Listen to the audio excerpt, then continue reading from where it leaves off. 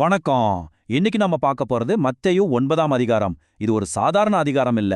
இதுல இயேசுவோட இரக்கம், மக்களோட நம்பிக்கை, அப்புறம் அந்த நம்பிக்கையால நடந்த அற்புதங்கள், இது எல்லாம் எப்படி ஒன்னோட ஒன்னு கனெக்ட் ஆகுதுன்னு நம்ம ஆழமா பார்க்க போறோம். வாங்க உள்ள போலாம். சரி, இந்த அதிகாரத்தை இன்னும் நல்லா புரிஞ்சுக்க நாம இதை 4 முக்கிய பகுதிகளா பிரிச்சு பார்க்க போறோம்.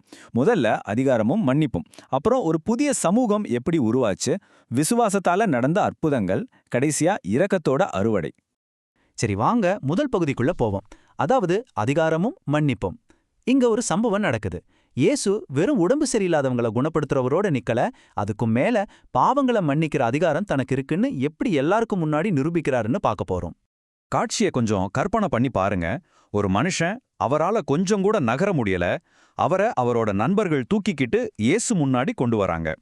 அவங்களோட ஒரே நோக்கம் எப்படியாவது இவரை குணப்படுத்தணுங்கிற ஒரு அசைக்க முடியாத நம்பிக்கை தான். ஆனா இங்க தான் யாருமே எதிர்பார்க்காத ஒண்ணு நடக்குது. இயேசு அவரோட உடல் நோயை முதல்ல பார்க்கல. அதுக்கு பதிலா, மகனே தைரியமா இரு, உன் பாவங்கள் மன்னிக்கப்பட்டதுன்னு சொல்றாரு. முதல்ல அவரோட ஆன்மீக தேவையை தான் அவர் கவனிக்கிறார். இது அங்க இருந்தவங்களுக்கு ஒரு பெரிய ஷாக். அப்போ அங்க இருந்தவங்க கேக்குறாங்க, பாவத்தை மன்னிக்க இவருக்கு என்ன அதிகாரம் இருக்குன்னு. அப்பதான் இயேசு தன்னோட ஆன்மீக அதிகாரத்துக்கு ஒரு நேரடி ஆதாரத்தை காட்டுறாரு. அந்த மனுஷனை பார்த்து, எழுந்து உன் படுக்கையை எடுத்துட்டு வீட்டுக்கு போன்னு சொல்றாரு. அவரும் உடனே எந்திரிச்சு நடக்கிறாரு. பாவ மன்னிப்பையும் குணப்படுத்துதலையும் நேரடியா இணைச்சு காட்டுறாரு. இத பார்த்த மக்கள் அப்படியே ஆச்சரியப்பட்டு போறாங்க. அடுத்து நாம 2வது பகுதிக்கு வரோம். ஒரு புதிய சமூகம். இங்க இயேசு அந்த காலத்துல இருந்த சமூக விதிகளை எப்படி உடைக்கிறாருன்னு பார்க்க போறோம். எல்லாரையும் ஒன்னா சேர்த்து ஒரு புது சமூகத்தை அவர் எப்படி உருவாக்குறாருங்கிறத ரொம்ப தெளிவா இங்க பார்க்கலாம். யோசிச்சு பாருங்க, இயேசு யார கூப்பிடுறாருன்னு. மத்தேயுங்கிற ஒரு வரி வசூலிப்பாளரை. அந்த காலத்துல வரி வசூலிக்கிறவங்கள மக்கள் ரொம்பவே வெறுத்தாங்க. ஏன்னா அவங்க ரோமானிய அரசாங்கத்துக்காக வேலை செஞ்சாங்க, சொந்த மக்களையே சுரன்றவங்களா பார்க்கப்பட்டாங்க.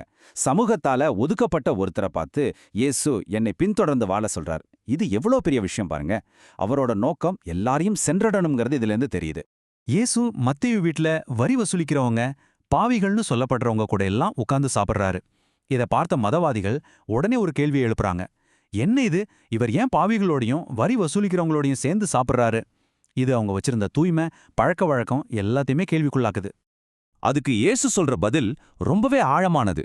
உடம்பு நல்லா இருக்கிறவங்களுக்கு டாக்டர் தேவையில்ல, நோயாளிக்கு தான் டாக்டர் தேவை. நான் நீதிமான்களை கூப்பிட வரல, பாவிகளை தான் கூப்பிட வந்தேன்னு சொல்றாரு. அவரோட நோக்கம் என்னங்கிறத இதை விட தெளிவா சொல்ல முடியாது. யாருக்கு ஆன்மீக உதவி தேவையோ அவங்கள தேடி போறது தான் அவரோட வேலை. அப்புறம் ஒரு ஓமையும் சொல்றாரு.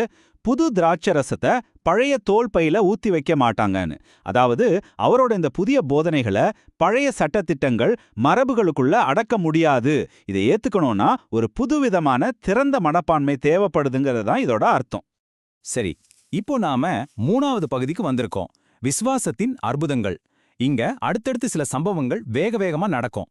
இதுல எல்லாத்திலுமே ஒரு பொதுவான விஷயம் இருக்கு. அது என்னன்னா, ஒரு தனிப்பட்ட மனுஷனோட நம்பிக்கைக்கும் அவங்க வாழ்க்கையில நடக்கிற அற்புதத்துக்கும் இருக்கிற நேரடி தொடர்பு தான். இந்த கதை அமைப்பு ரொம்பவே சுவாரஸ்யமா இருக்கும். அதாவது ஒரு கதைக்குள்ள இன்னொரு கதை. பாருங்க, ஒரு ஜபாலய தலைவர் இறந்து போன தன் மகளுக்காக உதவி கேட்டு வர்றாரு. இயேசு அவரோட போயிட்டு இருக்கும்போதே வழியில இன்னொரு சம்பவம் நடக்குது. ஒரு பெண் இயேசுவோட ஆடையை தொடுறாங்க. அதுக்கப்புறம் தான் இயேசு அந்த தலைவரோட வீட்டுக்கு போய் அந்த பெண்ணை உயிரோட எழுப்புறார். பாத்தீங்களா, ஒரு விசுவாச செயல் இன்னொரு விசுவாச செயலுக்குள்ள நடக்குது. அந்த பெண்ணை பத்தி யோசிச்சு பாருங்க. 12 வருஷமா ரத்தப்போக்கு நோயால கஷ்டப்படுறாங்க. அவங்க நம்புறாங்க, நான் அவர்கிட்ட பேசக்கூட வேண்டாம், அவரோட ஆடையோட ஓரத்தை தொட்டா போதும் நான் குணமாகிடுவேன்னு. அந்த அளவுக்கு அவங்களுக்கு ஒரு ஆழமான நம்பிக்கை. அவங்க தொட்ட உடனே இயேசு திரும்பி பார்த்து சொல்றார், மகளே தைரியமா இரு, உன் விசுவாசம் உன்னை குணமாக்கிடுச்சுன்னு. இங்க பாருங்க, நான் உன்னை குணமாக்கினேன்னு அவர் சொல்லல, உன் விசுவாசம் உன்னை குணமாக்கிடுச்சுன்னு சொல்றார். இது ரொம்ப முக்கியமான ஒரு விஷயம். இந்த சம்பவம் முடிஞ்சதும் இயேசு மறுபடியும் அந்த தலைவரோட வீட்டுக்கு போறார். அங்க எல்லாரும் அழுதுட்டு இருக்காங்க. ஆனா இயேசு அந்த இறந்த சிறுமியோட கைய பிடிச்சதும் அவள் உயிரோட எழுகிறாள். அந்த தலைவர் ஆரம்பத்துல வச்சிருந்த நம்பிக்கையை இயேசு வீணாக்கல, அதை நிறைவேற்றி வைக்கிறார். கதை இதோட முடியல. இதை தொடர்ந்து பார்வையற்ற 2 பேர் இயேசுவை பின்தொடர்ந்து வராங்க. அவங்க சத்தமா, தாவீதின் குமாரனே எங்களுக்கு இரக்கம் காட்டுங்கன்னு கத்துறாங்க. அவங்களுக்கு கண்ணு தெரியலனாலும் இவர் யாருங்கிறத சரியா அடையாளம் கண்டுக்கிறாங்க. ஆனா இயேசு அவங்கள உடனே குணப்படுத்தல. முதல்ல அவங்க கிட்ட ஒரு கேள்வி கேட்கிறாரு, நான் இதை செய்ய முடியும்னு நீங்க நம்புறீங்களான்னு. அதுக்கு அவங்க, ஆம் ஆண்டவரே நம்புறோன்னு சொல்றாங்க.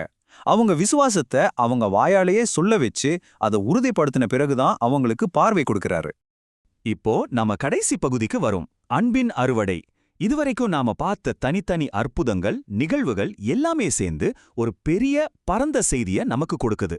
அதை இரக்கத்தை பத்தியும் நம்மளோட எதிர்காலத்தை பத்தியும் பேசுது. இப்ப பாருங்க, தனித்தனி கதைகள்ல இருந்து நம்ம பார்வை விரிவடையுது. இயேசு ஊர் ஊரா கிராமம் கிராமமா பயணம் செய்றார். மக்களுக்கு போதிக்கிறார், நற்செய்திய சொல்றார், எல்லா விதமான நோய்களையும் குணப்படுத்துறார். இது அவரோட ஒட்டுமொத்த பணியோட ஒரு சுருக்கமா இருக்கு. இந்த ஒரு அதிகாரத்தோட தாக்கத்தை நாம புரிஞ்சுக்கணும்னா ஒரு சின்ன கணக்க பார்க்கலாம். குறைஞ்சது 8க்கும் மேற்பட்ட தனிநபர்களோ அல்லது மக்கள் குழுக்களோ இந்த ஒரே அதிகாரத்துல மட்டும் குணமடைஞ்சிருக்காங்க. இது எவ்வளோ பெரிய விஷயம் பாருங்க. எவ்வளவு பெரிய மக்கள் கூட்டத்தை பார்க்கும்போது, அவங்களுடைய ஆன்மீக தேவைகளை பார்க்கும்போது இயேசு அவங்க மேல ரொம்ப இரக்கப்படுறார். அப்பதான் அவர் சொல்றாரு, அறுவடை நிறைய இருக்கு, ஆனா வேலை செய்ய ஆட்கள் தான் கொஞ்சமா இருக்காங்க. அதனால அறுவடையின் ஆண்டவர்கிட்ட கேளுங்க, அவர் தன் அறுவடைக்கு வேலை ஆட்களை அனுப்புவாருன்னு. இது ஒரு அவசர அழைப்பு மாதிரி இருக்கு. அப்போ இந்த மத்தேயு 9ஆம் அதிகாரத்திலிருந்து நாம என்ன கத்துக்கலாம்? விசுவாசம்தான் குணமடையவும் மீட்பு பெறவும் முக்கியம். தொலைஞ்சு போனவங்கள தேடி மீட்கிறது தான் இயேசுவோட நோக்கம். நோய், பாவம், ஏன் மரணத்தை கூட ஜெயிக்கிற அதிகாரம் அவர்கிட்ட இருக்கு. உண்மையான இரக்கம் வெறும் உணர்வோட நிக்காது, அது செயல்ல காட்டும்.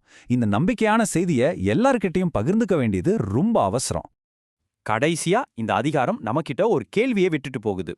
இந்த அறுவடைக்கான வேலையாட்கள் யார்? இந்த கேள்வி அன்னைக்கு இருந்தவங்களுக்கு மட்டும் இல்ல, நமக்கும் தான். இந்த கேள்விக்கான பதிலை யோசிக்க வேண்டியது நம்ம ஒவ்வொருத்தரோட பொறுப்பு.